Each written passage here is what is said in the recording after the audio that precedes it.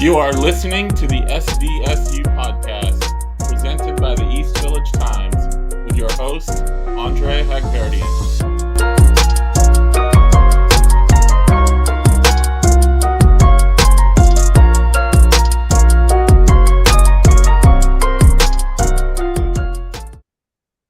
Welcome, listeners, back to another episode of the SDSU podcast. I'm Andre Hagverdian, joined, as always, by Bryant Thursby. What's going on, Bryant? Doing good. Looking forward to a San Diego State football game on Saturday. Yeah, this podcast is a football recap and preview. We didn't have one last week, so we didn't get to dig deep into that Hawaii debacle on the islands, as they keep saying. Don't really need to rehash too much of that game, but we obviously heading into the Boise State game this past Saturday night. Wanted to see how the team would respond in all three phases because all three phases were pretty poor in Hawaii, and then also respond again playing in the rain because we knew that there was more rain in the forecast this in San Diego. So obviously the Aztecs won 17-7. Um, in Sean Lewis's words, we bullied the hell out of them. Exact words, which I thought was interesting. I saw some Boise State media and fans pick that up on social media. They weren't necessarily disagreeing with that statement. I think it's fair to say that the Boise State fan base is not happy right now. Not going well right now. Even though they're still 6-4 and they could still easily make the conference championship game. But anyway, just looking at the Aztecs' performance, a win. It was obviously low scoring. It was a lot of rushing game. What did you make of the game? Pretty much exactly what Sean Lewis said. I mean, they bullied the hell out of him. It was just trench warfare the entire Yeah, night. It and even when the rain stopped in the second half and there was no rain whatsoever, not even a light drizzle, skies were clear. Sean Lewis made it a point of emphasis. We're still going to run the ball down your throat because you can't stop it. And they could not stop it. They could not stop Lucky Sutton, Washington, Cardwell Jr. They could not stop those three, whether it was wide zone, inside power, whatever it was. The run game was there all night long for San Diego State. It didn't matter what type of run it was there all night. And props to the offensive line, props to Lucky Sutton and the backs, finding the holes, finding the cutback lanes, and being able to just continue to run it down their throat in a game where it started off where it was raining pretty solidly too, Mhm. for San Diego wise. Like Yeah, Sean Lewis, like was laughing about it after the game. Like, guys, like, are you serious? Like, yeah, it's only like an inch, like 2 inches of rain. Like, it yeah. it's not that bad. Like it's football. Like we're gonna play through it. But you know how it is with the Southern California, when rain starts to come, everybody just turns their brains off and forgets what they're taught and what they're learned and everything, especially on the road. Yeah. So San Diego State just bullied them. Wasn't even when San Diego State did pass a little bit. Just seemed like Denegal wasn't in rhythm. And that's kind of what happens when Mm. you kind of run the football a bunch. Your quarterback doesn't really get into that rhythm um, that you want him to get into when it comes to throwing the football. And so Sean Lewis, instead of trying to force that rhythm, was just like the run game's working, so why stop it? Why stop running the football? And it's funny. People are like, we need to stop running the football. We need to find a guy that San Diego State needs to find a guy that throws the football and turns San Diego State into a high power offense. And then Sean Lewis earlier in the season throws the football a little bit more, and everybody's like, why'd you stop running the football? Yeah. Running the football works, people. Just give it time. Just give it time. Everything's in hindsight, right? And we're guilty of that too at times, but yeah, for sure. I think, I mean, they rushed for 277 yards. Lucky had 150. Past 1,000 yards. I think he became the 20th running back for San Diego State to reach 1,000. I think it's happened 28 times total. So some of those guys have done it more than once. Obviously, not Lucky because it was his first time, but he was running. I mean, he's a physical back, but it seemed like he had a little bit more. physicalness to finishing his runs in this game, running guys over, not just falling forward when hit, but like breaking tackles and getting a couple extra yards. That fourth down play at midfield, I think there was maybe 2 minutes left or maybe 3 minutes left in the first half. I mean, it was a gutsy call to go for it. If you don't get it, Boise, it's 7-7. Boise could go and get a touchdown or a field goal. Um, Instead, you get it. I think he had to break a tackle and ran for 27 yards, set up Donegal's second touchdown, take a lead into halftime. Basically, didn't relinquish that lead the rest of the game. But I thought that was a crucial play that helped, propel that win because if you go into halftime 7-7, who knows what happens in the second half? Yeah, that was absolutely massive. I caught the back end of that drive because I was working for the first part of the Boise State San Diego State game. So I caught the end of that drive when San Diego State punched it and everything. And I thought Denegal did a really good job using his legs and being aggressive with his legs and being mobile when the pass wasn't there, when the RPO wasn't there. So I really liked that out of him. Um, I thought the special teams did really well in Mhm. this game. There's not a lot we can say. Like you tweeted out, white men can jump, guys. It's possible. I mean, what a Yeah. snag! What a snag to save a potential disaster. Oh yeah. A Hunter potential Green. disaster. What a snag. Hunter Green. This dude's ridiculous. He is such a great punter. One of the best punters in the country. Yeah. Gabriel Palencia hit his two PATs, hit the field goal that he needed to. Yeah, Special I teams mean did a good he had a job. 48 yarder in rain. That was a difficult kick. And he didn't get a lot of a loft on it, but I mean, it was deep and it got, he obviously made it. But that was a special kick too, just to give that 10 point cushion basically was like, okay, this game is over now. Giving that two score lead cushion so that way there's no Yeah. way that Boise State can luck into a touchdown or make a mistake and all of a sudden it's a tie game, you know? Yeah. So getting that field goal, especially from that far out in the rain, the way that the ball was moving to when he kicked it, didn't look like it was going to go in. I thought it was going to go off Yeah. course, stayed down central, and it was good. Got that 10-point lead. Now San Diego State heads into what most would assume should be an easier contest. Um, but Boise State was without two of their top weapons, was without their star quarterback. So And wide receiver, yeah. yeah, it's arguable that San Jose State this upcoming week has a better offense than what San Diego State's defense saw this past weekend against Boise State. And it's led by their 1,000-yard receiver Yeah. for San I, Jose State. I just going back to the Boise game, I do want to pose a an interesting hypothetical. And I agree with you that the running game was working, the defense was playing well. You didn't necessarily need to score a lot more points. But 17 points is not a lot. And even though they rushed for 277 yards, they didn't equate to a lot of points on the scoreboard. And you know, Denegal completed 6 passes for 17 yards, right? These were the yardage for these 7 completions. 1, -4, -2, 23, -3, and 2. So you take out that 23-yard play to Mikey Welsh. Um, it was -6 the other 5. 3 of them were negative plays, and then a 1 and a 2. The passing game, and a lot of these were screens that just didn't work, didn't get blocked. So my hypothetical is if Boise gets a touchdown in the second half, ties the game, or maybe even takes the lead, could the passing game have stepped up and brought them back in this game? Because I don't think it didn't look good early in the game when the game was tied or scoreless. And I don't know. I mean, Denegal wasn't listed as questionable this week for the first time in 3 weeks. They ran that quarterback draw for 10 yards for the one that he scored a touchdown, which told me that he was feeling better, right?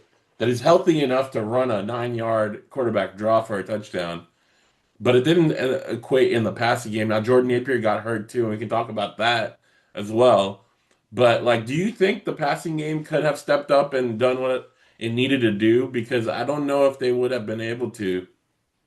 It's definitely questionable because the way that Sean Lewis like tried to include the screen game because that's something that we've seen from him Yeah, over the past couple years as a coordinator is that he tries to get the screen game going every single game just to see if it works, just to see if he can get some blocking, get some chunk plays. And majority of the time, it really hasn't. It really hasn't. It worked yeah, once this year against Cal is when the screen game was really working against Cal, but Cal couldn't tackle for anything yeah, in that game. So the screen game's going to work when the cornerback's whiffing 2 yards and Jordan Napier just scoots to the left and is gone for yeah, 15 yards.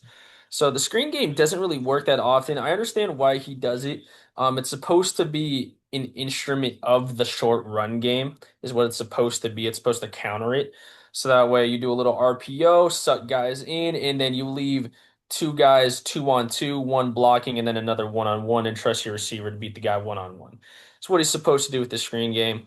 I don't think the passing game necessarily would have worked in this hypothetical because Danical just didn't seem in a rhythm. Couple down, couple downfield passes that he did have that he did throw was off target. yeah, So in order to get him in a rhythm, Sean Lewis, instead of doing screens, would have had to done a little bit of shallow crosser concept, would have had some levels concepts to try and get him a little warmed up a little bit in that rhythm. So that way when that deep shot or that backside post is wide open, he's a little bit more in that rhythm to make that throw. So I don't think it would have worked yeah. in the hypothetical, but it's interesting. Yeah, I mean, reports came out today that Napier is out for the season, gonna need surgery. Based on how the hit looked, I'm no one surprised by that. Um, do you think that that was a dirty hit by the Boise defender? Because I've seen some Aztec fans mention it. It does look a little unnecessary and late to me, but that's with, looking at a slow motion replay. What do you think? I think it's football, guys. Yeah, I think it's football. It happens. I guarantee you the Boise State player wasn't trying to injure him. yeah, No, it's just when you're playing in a game like of this magnitude where Boise State knows that they need a win in this game, all their players are going balls to the wall. They're going 100%. So they're just flying around. I don't think it was a dirty hit. I saw it too, from a couple people saying that it was dirty, that they didn't like the Boise player and stuff like that. It's football, guys. It's yeah. gonna happen. Freak stuff's gonna happen. That's part of the sport. It's unfortunate that it happened to one of our own, to Jordan Napier. Wish the best for him in his recovery. Hope he's doing well mentally and everything. Hope he's recovering well. Um, but it's football. It happens. Yeah, I mean, now we're just talking about the struggles in the passing game. You're out Jacob Bostic and Napier, two of your three starters. Nathan Acevedo and Mikey Welsh have stepped into their places, but this may be an opportunity for some local guys, Jerry McClure, Wilsey, and Freeney, who only played in San Diego 1 year, but he's still technically a San Diego high schooler, to see if they can step up because I think we came into the season with some high expectations for those guys, and they just haven't seen the field much. Seeing Freeney has gotten some snaps, but we haven't seen much of McClure at all. So I wonder if this could be an opportunity for these guys with 2 games left and maybe a conference championship game and then a bowl game, obviously, to step up in his absence. Um, we didn't talk much about the defense, even though that was probably the most impressive aspect of the Aztecs on um, Saturday night. I mean, it was Chris Johnson was back, which I'm sure is a big boost considering he's one of the best, defenders in the country. Um, obviously Boise had success running the ball on that one drive. They scored a touchdown, but not much else. And I think the front seven, Mr. Williams stepping in for Tano, did a great job. And just the guys up front, Malachi Fennell and Sam Benjamin have kind of improved their play. What did you think of the overall play of the defense? Mr. Williams was the best defender Saturday Yeah, night. He was flying all over the place. He was making plays in the run game. He was flying all over the place. Now Boise State made it a little easy because Boise State started becoming really predictable until their last drive.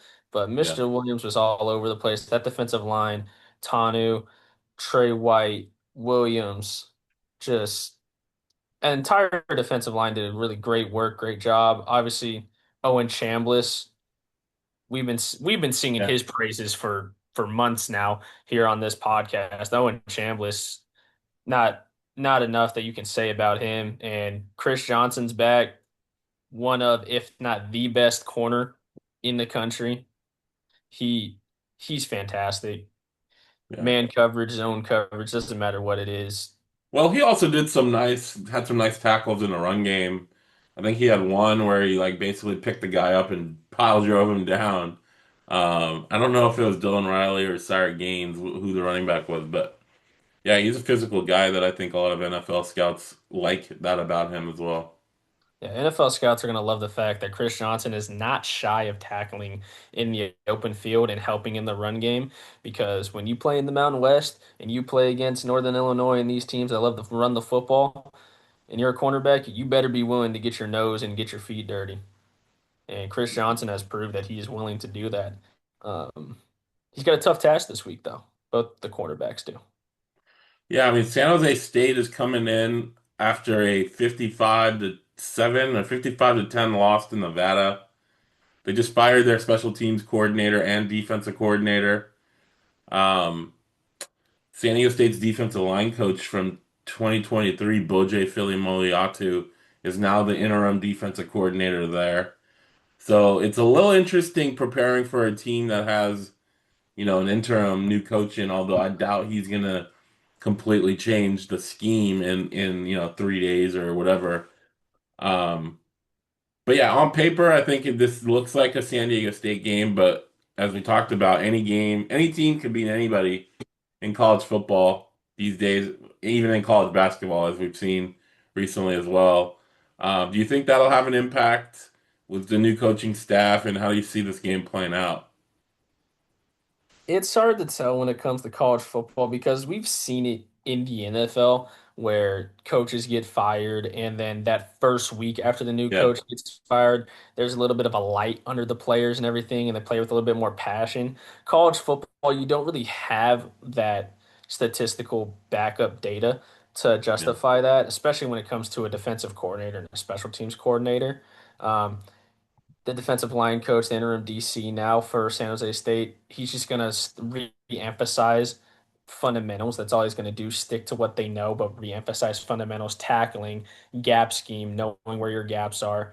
And now it's on San Diego State and Sean Lewis and co. to see that in the game, have a good plan going into it, noticing what's open, and being able to attack their flaws because San Jose State has a lot of flaws defensively, a lot of flaws that San Diego State can take advantage of. San Diego State can run the football if they want to. San Diego State can have the deep ball if they want to. Now, kind of minimizes it a little bit because you're down one less deep threat in Jordan Napier. Now you're down Donovan Brown. Don't know how mhm. much Sean Lewis is going to trust McClure or Welsh or Sinfrenia to be that kind of deep guy along with Donovan Brown. But I think San Diego State has to use Lucky Sutton and Dylan Caldwell in some sets. I would love to see that this weekend where Lucky Sutton and Dylan Yeah. Caldwell or Washington are on the field together at the same time because both of them, all three running backs that San Diego State has, all capable of catching passes out of the backfield. And why not get Lucky Sutton one-on-one with a cornerback with the way we saw him running last weekend? Yeah, you mentioned earlier 1,000-yard receiver. He's Danny Scudero. He's actually a Sac State transfer this year from the FCS level, but yeah, he's got 72 catches, 1,155 yards, and 10 touchdowns. So, I mean, he's been balling. He's a All-America second team midseason with the AP, so like he's getting noticed. And after how Jackson Harris kind of shredded the Aztec secondary without Chris Johnson 2 weeks ago, we're going to see how they can do now against another top flight receiver for sure. Yeah, and what I would do, I do not think that Arch is going to do this, but hey, wherever Scudero goes, Johnson, follow him, please. Just take Yeah. him out of the game, lock him down, press him, play 5 yards off, whatever you want to do, whatever you feel comfortable with. Just take him out the game. We don't need him in the game. But that doesn't take away San Jose State has three talented receivers that they can throw the football to. All three receivers, Scudero, the last two names are missing my mind right now, but all of them have, I believe, at least 500 yards receiving, if not 600 yards receiving. So Yeah. all very capable receivers that San Jose State has to be able to throw the football to. So it's going to be a lot of hopefully arches disguising coverages. Defensive line has to get in the backfield, get some pressure on the quarterback. Going to be an interesting game. I do expect San Diego State to win this one, but anything can happen. Yeah, those guys are Leland Smith and Kyrie Scholes. Smith Those and guys have Schultz. over 654 yards and 727. So yeah, they've racked up a lot of yards. I mean, compared to San Diego State's receivers that are, I think Jordan Napier is like at around 500 something yards, leading the team by far. Um, so yeah, and their quarterback Egett, Walker Egett, he's averaging over 300 yards a game passing. So yeah, it's a completely different team that's coming into Snapdragon than Boise State with a backup quarterback that they obviously did not have a lot of faith in him passing the ball until they got down 10 in the last 5 minutes of the game. So yeah, it might be a different, the score might not be that different, but it's going to be a different type of game um, this week compared to last week. Initially, there was some rain in that forecast as well, but it looks like as of today, it's cleared out. It will be cleared out by Saturday, so hopefully this one stays dry for both teams. Yeah, don't wanna see San Diego State offense when it's raining again. I do not think against a San Jose State team that does have the firepower to put up points. They've Yeah, done it before. Obviously beating Hawaii 45-38, and but then you've seen them only put up 7 against Nevada. So you kind of get hit or miss when it comes to San Jose State offense. So don't really know what's gonna happen there. I think this could be a game where San Diego State has a special teams touchdown now. I do think San Jose State's very vulnerable in mhm. both punt return and kick return in order to bring one back to the house. So if I had to make a little hot prediction of what goes on, San Diego State gets a special teams touchdown on Saturday. There you go.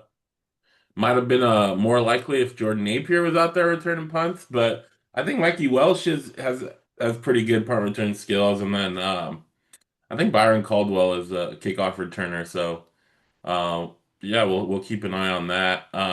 It is a throwback to the Classics game as well. Originally, I think when they posted that, some people thought that referred to actual throwback jerseys, but that is not the case, unfortunately. Mhm. It's more of a throwback pricing. I think they're doing $27 pricing tickets, and then concession prices, which are hot dogs, nachos for a couple bucks. Although beer is still $10 for a 12-ounce beer, so that I don't know how much of the throwback that is. I guess throwback Uh, to maybe 10 years let's ago. ask my dad real quick how much beers were back in the 90s during those throwback uniforms. Yeah, they Probably were like like a $2, dollar, right? maybe $2. Um, they also are trying to give away free tickets as well. I know every season ticket holders got two free tickets. Basketball season ticket holders got two free tickets.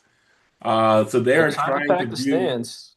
what's that? They're trying to pack the stands. I will give them that.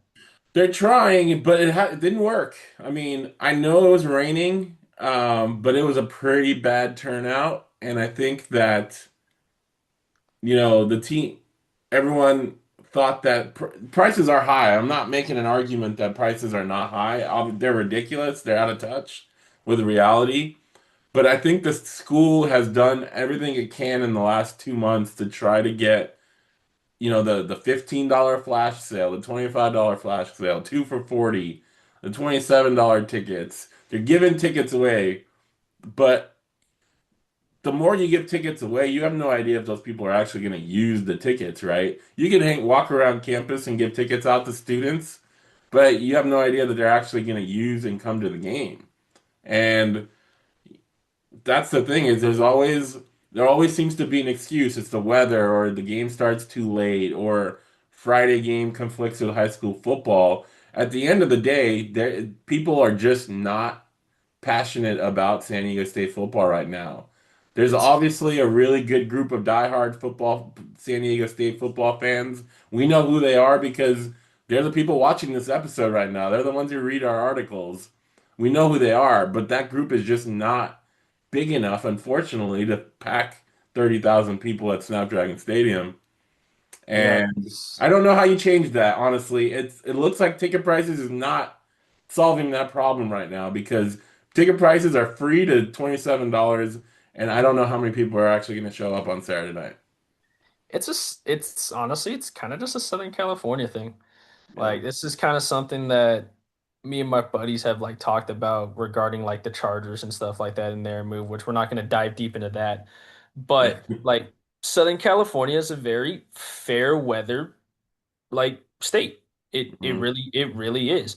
You know, when the Padres were really bad and the Padres weren't doing so good, attendance rates were terrible. Nobody was going to games. It was getting taken over by the Dodger fans, Giant fans, Red Sox fans, Yankee fans, you name it, whatever visiting team, it was getting taken over. And, you have to win. In San Diego State, they're winning. The Hawaii loss obviously left a bad taste in a lot of people's mouth. Yeah. Obviously left a bad taste in just in the players' mouths as well. But again, another Southern California thing, it was raining. It could be sprinkling and people will find ways not to get out of their house. Yeah. It could be sprinkling the entire day, barely an inch of rain, and people will find ways not to get out of their house and find ways not to show up places. And it's very unfortunate for this group of guys and these group of players because they deserve to have a sold out crowd. Like, if it's not, if San Diego State makes the Mountain West Championship game and hosts the championship game and it's not sold out, Yeah. I'm not even going to blame the athletic director and JD Wicker at that point. I'm going to blame the fans and the people of San Diego. That's terrible. Yeah. Mountain West Championship game, hosting it in San Diego at Snapdragon. I get it, tickets are expensive. I get what's going on right now. But they're doing stuff to help you with that. $27 tickets, giving free tickets away to season ticket holders so that way they can find people, family, friends, coworkers. It's like, hey, you want to go to a football game? Here's two free tickets that I got. They're trying to find ways. Yeah. People just aren't taking advantage of those ways. And I can't blame the athletic director for that. I really can't. I have my criticisms of the ticket prices being too much, but you can't blame him for trying to fill the stadium and finding ways to do it and people just not taking advantage of it. Yeah, I mean, and I think a lot of people compare football attendance to basketball attendance about how Viejas Arena is loud, it has a great atmosphere, and it does. But year after year, the attendance has dipped over the last 10 years. Like when I think got season tickets about 10 or 11 years ago, there was a waiting list for season tickets. Like there was no available general public tickets because season tickets took up everything. Now that's not the case anymore. You can walk up and get a season ticket right now. And there's more and more empty seats at VAS Arena for games over the last few years. So I mean if the basketball team can't fill up 12,000, how do you expect a football team to fill up 32,000? You know what I mean? Like, and I don't know. I get the Southern California thing, but like, there's other schools across the country that are having attendance issues. Like UCLA, obviously, they have their own dumpster fire, but like, they're having problems. I think I saw some about Arizona filling up their stadium, having issues, even though they're a Power Four team. I think it's just something that's with just how technology and being able to watch a game from anywhere and do multi. I don't know. I think it's just attendance across the board at a lot of things are dipping, and San Diego State's just having one of those that struggling to get people in the door. And as you said, I don't know how you fix that um, immediately. It's disappointing because it would be great. I mean, I go to San Diego FC matches and see 32 every seat full for a game, and the atmosphere is incredible. And I go, I wonder how it would be if this is for a football game for San Diego State, but just we haven't seen that before, and I don't know when we will, if we will.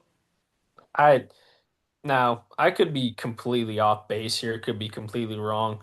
This team could be undefeated right now going into the college football playoff and could win the next two games, like hypothetically speaking. Yeah. It still wouldn't sell out because Oh. that's just how unfortunately expensive it is, and people are like, it's too expensive. Even if the team's undefeated and going to the college football playoff and they look outstanding, I'm still not going to go because tickets are $150 for nosebleeds. But they're Like, not though. but that's what people are gonna because that's what people are gonna say for like a conference championship. It's like it's $150 for nosebleeds, and it's I like don't think it'll not be that $150. much. It's I think it's the Mountain West. I $70. think the Mountain West controls ticket prices for the championship game. I'll have to. I don't remember because I remember covering the 2021 conference championship game, but that was in Carson. Obviously, I didn't have to buy a ticket because I was covering it. But I do remember ticket prices. I think the season ticket holders obviously had priority, but it was a different ticket system than uh, than doing that. But I don't know. I don't know 100%. But I honestly don't think there's 15,000 people in San Diego that are saying I would go to a San Diego State game if it was cheaper. I just don't know if there's that many people that are that interested in going and are only not going because of the high ticket prices, especially given all these promotions that are going on.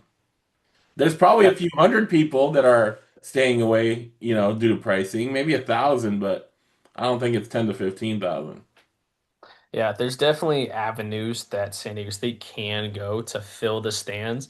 Like all the high school football teams in their area, guess what? All the high school football teams, all the programs, Yeah, free ticket for your families and everything. And if you don't want to do all the high school football programs, because that's a lot of them, just yeah, go, all right, those teams that made the quarterfinals at least in the high school football playoffs, ticket for a student and two family members or three family members. Get the seats filled because clearly San Diego State fans and people of San Diego and around San Diego County, even in Riverside County where I'm at, aren't yeah, making the drive and aren't willing to go and watch San Diego State football. yeah, yeah. I think we beat this topic to death. I do want to finish by there was some recognition for three guys this week for San Diego State. Lucky Sutton was a semifinalist for the Doak Walker Award for running back. Gabe Placencia for the Lou Groza Award, semifinalist for place kickers. And then Sean Lewis, semifinalist for the George Munger Coach of the Year Award. And I bring up Lewis because, as obviously the Aztecs have had a turnaround this year, his name is popping up in a lot of rumors for moving on and getting a power forward job next year. There's been a lot of smoke with the UCLA opening, unverified rumors, but multiple people have talked about it enough that there may be some smoke to it. Um, what do you think the chances are that Sean Lewis is not the head coach of San Diego State next year? I would put the chances at 70% he is, 30% he isn't. Okay. That's how I would put it because San Diego State fans and people covering the team knew going into this when Sean Lewis got hired. Hey, if he turns the program around quickly and the program turns out to be really good after what it's Yeah. been the last couple years, be ready. He might go somewhere.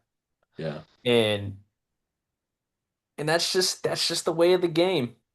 That's just the way of the game when you're a smaller school and you don't have the money of these Power Four programs like UCLA that has a job opening up, Yeah. like What's the one school in the SEC that has a job opening? Don't think he would go over there, but Florida? it's not Florida.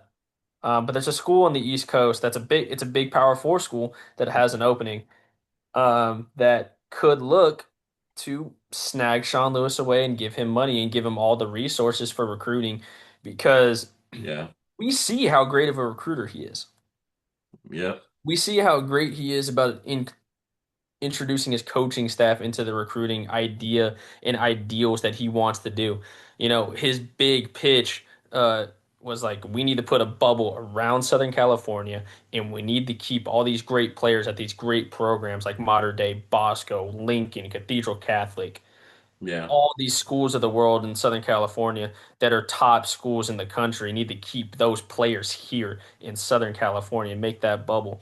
His recruiting pitches and the way he recruits and the type of person that he is amazing for a program like San Diego State and would be amazing for a big time Power Four program. It's going to be hard for San Diego State to keep him unless JD Wicker and co are willing to give Lewis a blank check and say, hey, we'll give you as much as you want to stay here and coach. See, I don't think that blank check is coming. I don't think that money is there. I do think both in with Dutcher and Lewis, and maybe all the coaches, there's a clause in their contract for renegotiation with a move up in the conference. They definitely had it when they were gonna go into the Pac-12 before the Pac-12 blew up. I don't know how much more prestigious the new Pac-12 is that's gonna necessitate that, but he's making $2 million, I think, a year based on some of the annual increases over the 5 year deal. Like a Power Four team is probably going to give you $4 to $5 million, like double your salary. I don't think San Diego State can get there. Now, UCLA is an interesting case because they could give you that money, but like they have bigger problems than San Diego State about getting people to come to games, about NIL. They play in the Big Ten. Like, try to win the Big Ten and make a college football playoff in the big as UCLA in the Big Ten. Like, good luck. So he if UCLA is a viable option and they want to hire him, like I would think that he would think long and hard about, is that the best opportunity for me? But I also think that other schools will be coming after him, especially if San Diego State wins the Mountain West Conference championship game.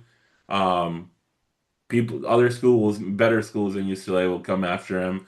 And I actually would flip it. I would think it'd be more 70% chance that he's not the coach next year. Um, 30 he is, because this college football current climate, man, you have one great year, and he's obviously proven at Kent State, and you have one good year at San Diego State. Like a lot of teams, a lot of athletic directors are going to want you based off of that. So yeah, we'll see. I mean, it's a lot of hearsay right now. They obviously have 2 games to play plus a conference championship game, but um, we'll see what happens because I don't think that smoke is going to get any quieter over the next few weeks. Because think about it, signing day, early signing day is December 3rd. It's actually before the Mountain West championship game. So like UCLA or whoever is going to want to hire their coach before that signing day, right? You would think. It's And gonna be then, it's gonna be tough. It's gonna be really tough to sign a coach before that December 3rd signing day. Um, Especially a coach like Sean Lewis because Sean Lewis has made it very clear in interviews, at least. Obviously, we don't know what goes on behind yeah, closed doors. We don't know what's happening there, but in interviews and in these press conferences, he has made it very clear he is focused on San Diego State. He is focused on the next week. He is focused on getting San Diego State to the Mountain West Championship game and potentially further in the expectation of going to the college football playoff, which San Diego State still has a chance of. Still need a lot of things to happen for them. yep, But that's what he has said is he is worried about San Diego State. He is not worried about that right now. We're in football season. We have a chance to win a championship, is what he's telling the press. yeah. Is I am worried about San Diego State football and these players and my coaching staff and these fans and getting this team to a championship game and a potential college football playoff. Yeah, and I think he's genuine in that. And as I mentioned, like we don't know what's going on behind the scenes, and a lot of it is unverified. We're just can talk about it because we can talk about it. We have a podcast. Why not talk about it? But um, it's just interesting the dynamics all across the country and the domino effect. Certain guys leaving and taking jobs causes with other schools that aren't really looking or thinking that their coach is going to leave. So we'll see what plays out. But I think obviously the focus on the Aztecs right now is winning their last two regular season games, hosting championship game, winning that, getting to the LA Bowl. Because you're right, I think they have a chance at the college football playoff, but they're going to need. They probably have at least Tulane and James Madison ahead of them. Unfortunately, they don't release the full ranking, so we have no idea what the committee thinks after Tulane. Because Tulane's ranked 24th, so we know they're the highest group of five, but we don't know how the Yeah. rankings are behind them. But you would think San Diego State is like, if not third, probably fourth in the I would say hierarchy. fourth, Who because do you think is third? I, s- I am a big fan of North Texas personally. Yeah, I'm a big fan of North Texas. I love their quarterback. I love their head coach. I think North Texas honestly should be above Tulane because I do think North Texas is the best team in that conference. yeah, Um, but yeah, I would go in no particular order. Tulane, North Texas, James Madison, San Diego State would be yeah, my personal top four in terms of Power Four teams to be in the yeah. mix for the college football playoff. And the good news for San Diego State is that all three of those teams play in the same conference. Not James Madison. Oh, wait. James Madison doesn't play in the American? I don't think so. I thought they all played in the American. Do they? Let's see. I was like, let's do some research. Maybe I'm wrong here. Maybe They're I'm in the wrong. Sun Belt, Sun Belt. That's what it is. James Madison's in the Sun Belt. But North but they Texas play Washington State this week. and Washington State, we saw what they did at the San Diego State. Yeah, Maybe Sean Lewis makes a call to his old buddy up there in Pullman and says, "Hey, we need an upset win for me this week. Can you do it for me?" yeah, You know, and Washington State upsets James Madison. Next thing you know, North Texas and Tulane, they are in the American together. yeah, And by I'm gonna have to look at it again, but I believe one of them will be in the championship game and the other will not, yeah, depending on how it goes. Because there is a world where the top three teams in the American right now all went out, and one of them's left out, and one of them would be Tulane or North Texas. yeah. And then you would hope that the third team that's below San Diego State beats Tulane or North Texas, but San Diego State has to do their job. I think a few weeks ago we were talking about scenarios and they went out and lost to Hawaii, and we thought, well, their chances are over. But they just got to keep obviously doing their part and let the chips fall where they may. But yeah, it's still I do agree with you. They still are in the mix there. Um, well, we'll see what happens. Yeah, 3 weeks, it's 3 weeks from now, I think December 6th. No, probably December 7th is when it gets announced. The Sunday. yeah. So in the American, just for people to look at for fun, um, Navy, Tulane, North Texas, East Carolina all have one loss. Navy 6-1, North Texas, Tulane, East Carolina all 5-1. And this week in the American, East Carolina faces UTSA, Tulane's at Temple, North Texas is at Rice. So little root games there for San Diego State fans outside of San Diego State. Yeah. And then next week, Navy's at Memphis, Temple against North Texas, Tulane against Charlotte, East Carolina at FAU. So none of the teams play each other.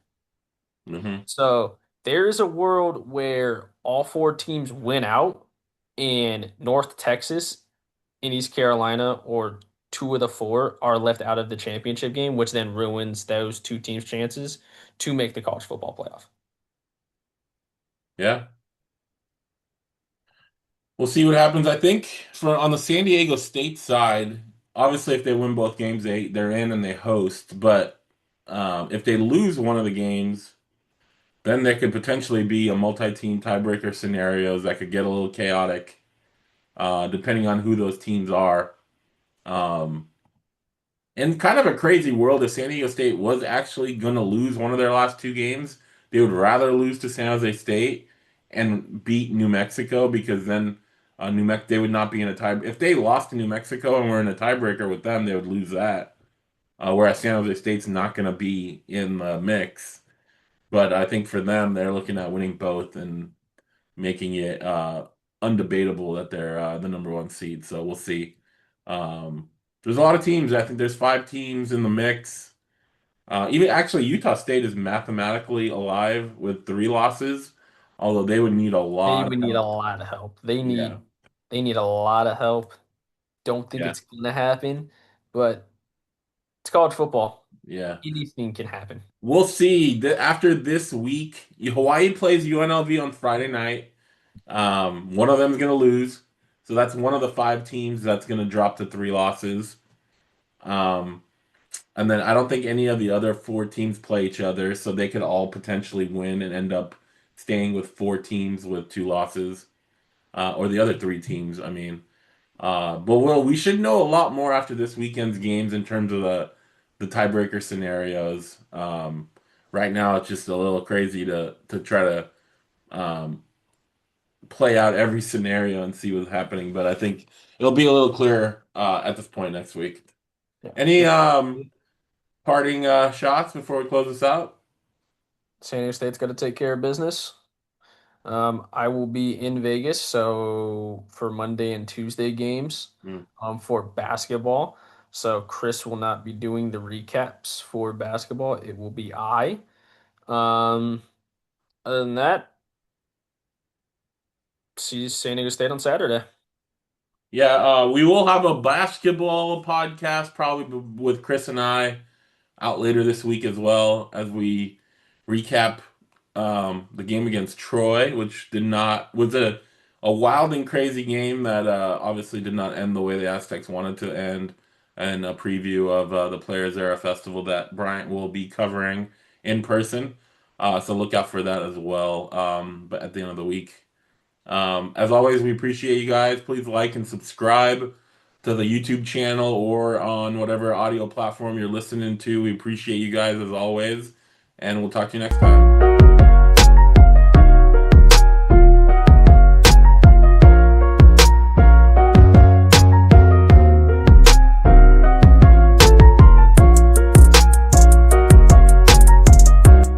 You are listening to the SDSU podcast presented by the East Village Times with your host, Andre Hagverdian.